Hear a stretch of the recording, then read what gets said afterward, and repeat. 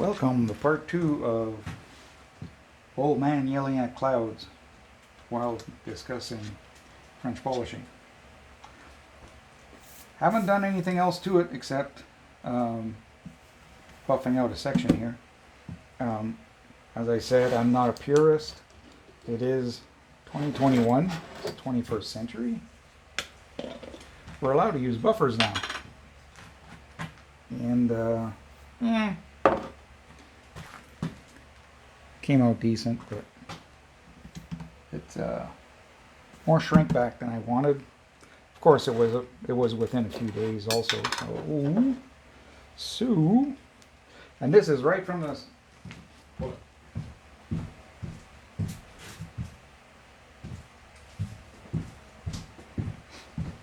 And I'm starting this one right from the start. I'm actually opening my jars. My pad is a little damp. Good sign. Didn't dry up. So, alcohol.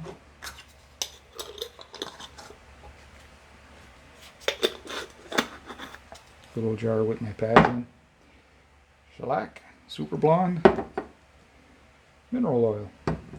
Wish I had walnut oil, my favorite, but it went rancid on me, which is what happens with walnut oil.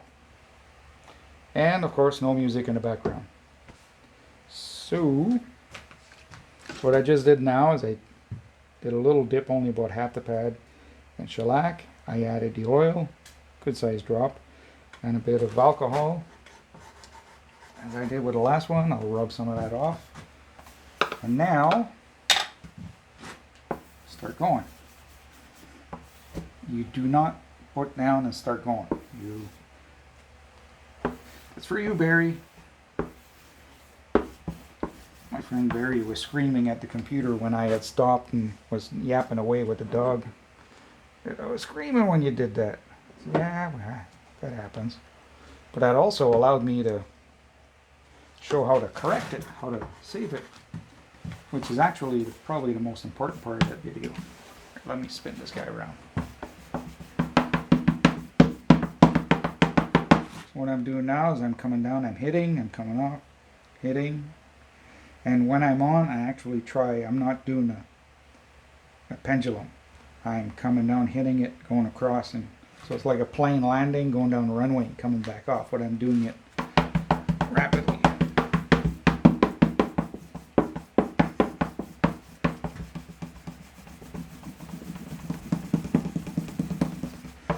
I'm a firm believer that part of the mechanism that makes French polish work better than just spraying or brushing on shellac, and yes, I have tried.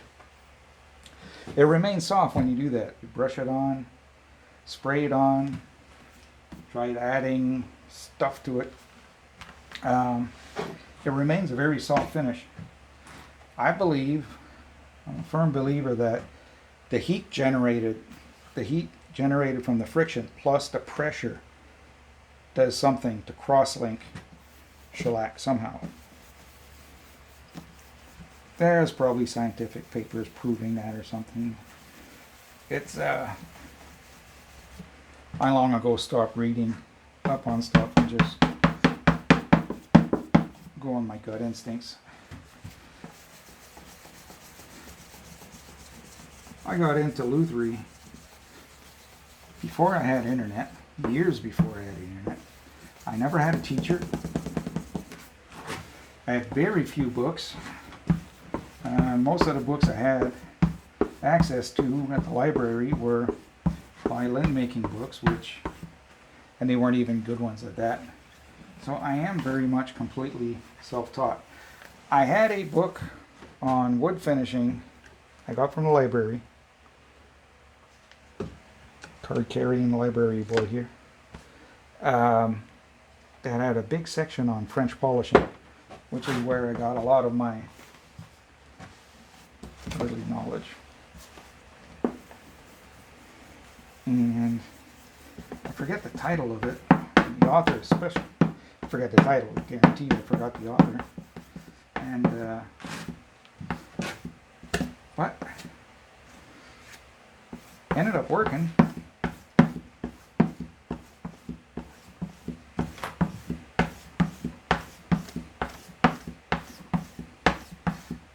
And as the years went by, I kind of strayed and developed my own thing. So I'm much more aggressive. They speak about adding the shellac to the back of the pad in drops. I just dip it right in. So I'm a lot more aggressive with my build.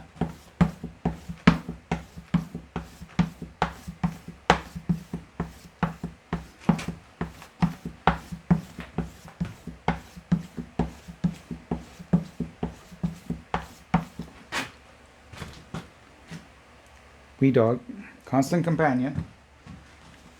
I'm in here at night. Be sure my wee dog's nearby. Well, actually not all the time. She's a mama's girl. And sometimes I do something to piss her off.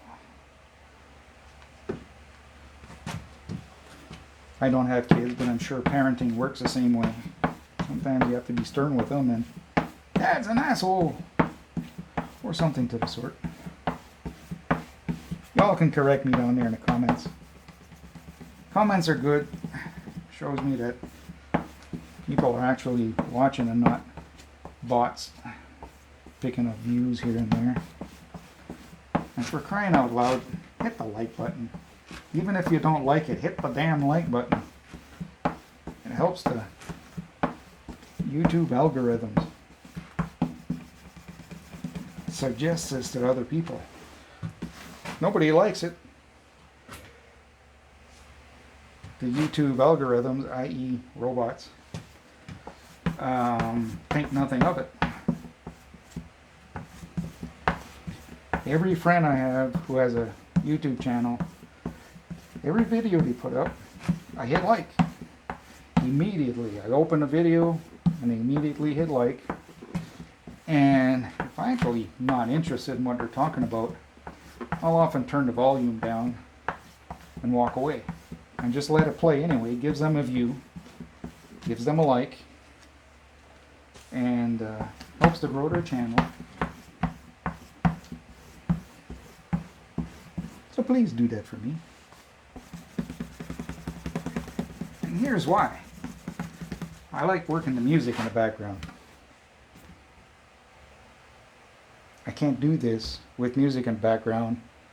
I can't record while doing this with music in the background.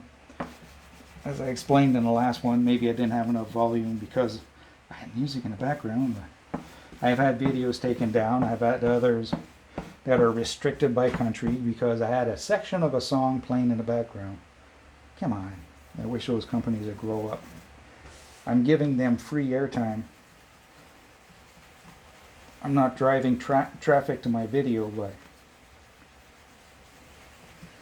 using their song, having their song playing in the background, just came across the radio, for crying out loud.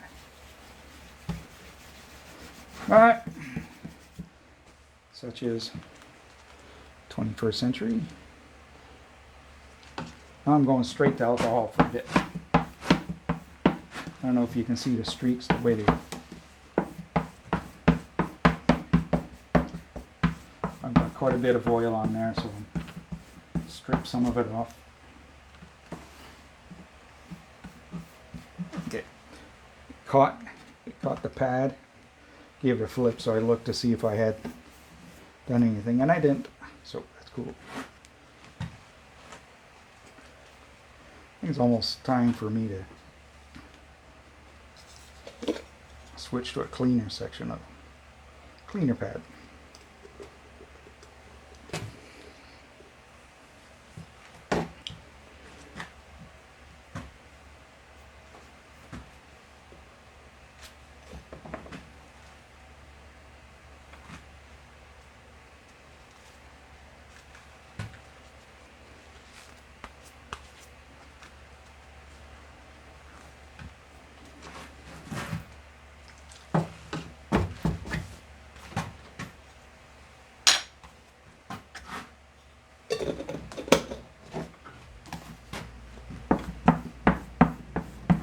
now you can see the oil coming off. Hopefully you can see the oil coming off.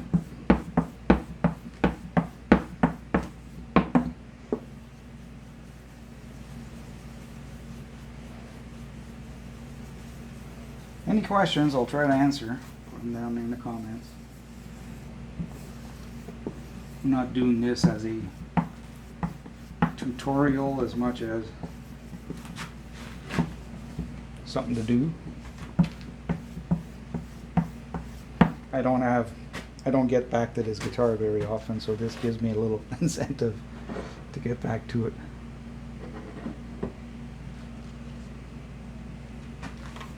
Just gonna wait a few seconds here. She's a pretty one. Happy with what I did with the color. I believe that's burnt umber and some brown, I think. In a very thin shellac base. I always use shellac as a binding agent for any colors or dyes that I do, even on my Sunburst guitars. Or mandolins for that matter. You've seen one of my Sunbursts. Doesn't matter what the top coats are, the colors are done in shellac. Sprayed, of course, not rubbed in. Don't do that. You'll disturb the little dog. Right? Woke you up? Yeah. Guitar will be fine.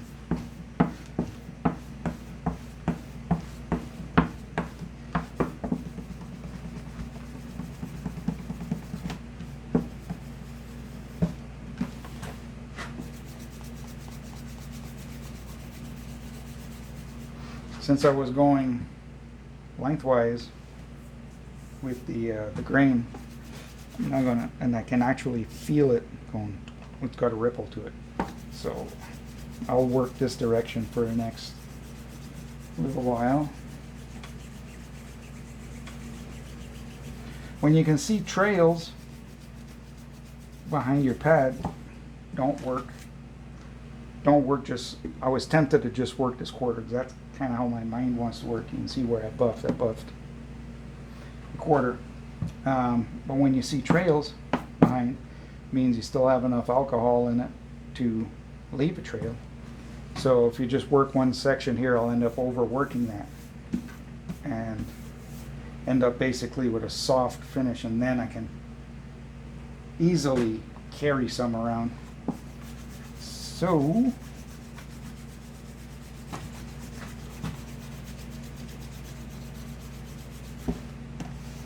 keep knocking away from me.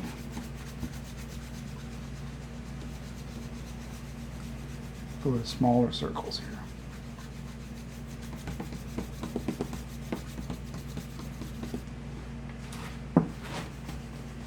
Might be too late in the day for me to be doing this.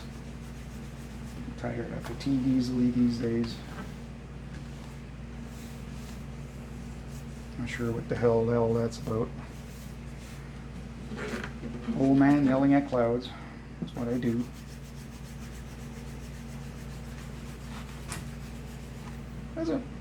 Isn't French polish wonderful? I was working this section here seconds ago. Now I'm holding the guitar here. Try doing that with lacquer.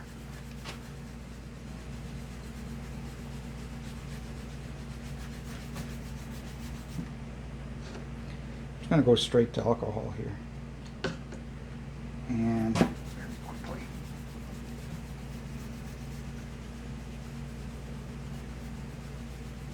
There you go.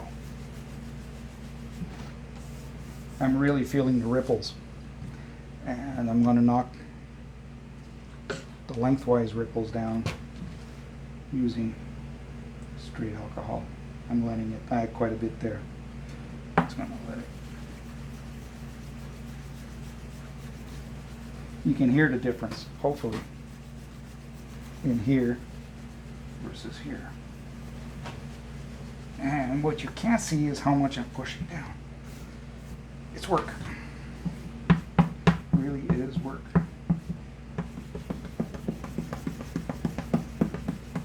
One too many skiing accidents left me with messed up shoulders.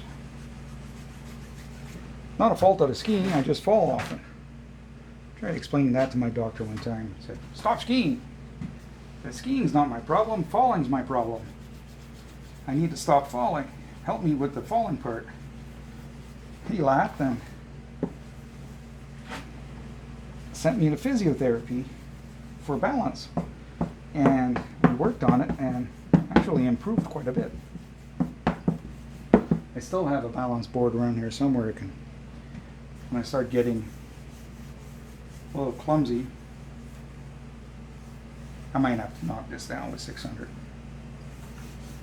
When I start getting clumsy, like right now, when I'm working, I would stand on this. It's a half roller, not a full round, and just working on it. It gets the. I don't know if it gets what it gets working, but it works.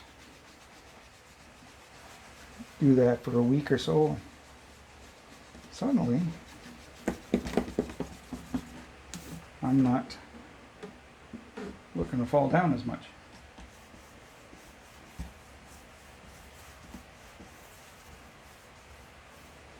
Much better here than here.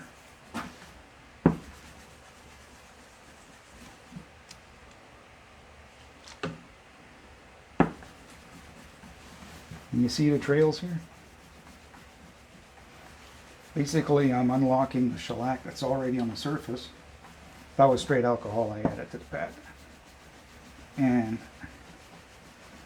smoothing it out. There's plenty of oil on the surface, so I'm not even thinking about adding oil right now. That was a big splash, so give it a second. See the trails? Hopefully you see the trails.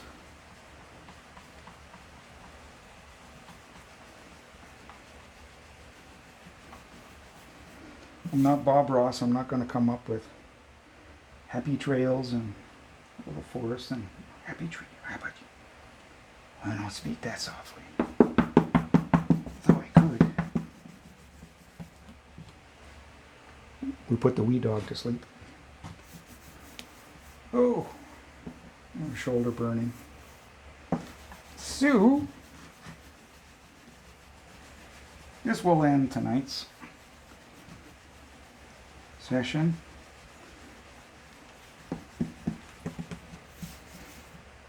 Probably only one in several hundred people are gonna actually watch it this far anyhow. There we go. Do this once in a while. I say this is my guitar. It's an old one I took in trade and kind of liked it. Needed work. Needed a lot of work. And finish was really messed up. Spray painted. It actually, from the factory finish, somebody varnished it with a brush. It was heavy. And then it was spray painted black. The interior is still black. Can't get it out. So short of opening up the body and really doing some structural faux pas with it, I'm just choosing to leave the inside black. It's never going to have collector value. I just wanted to be a good player. It was a great player,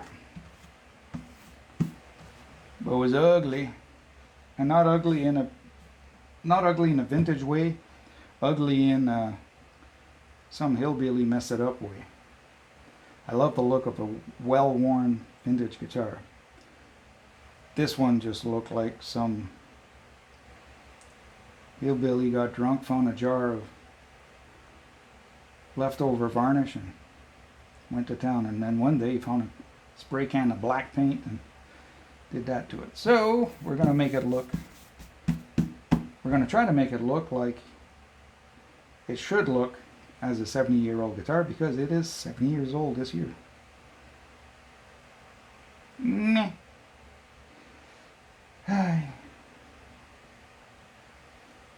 Old man done rambling. Night, folks.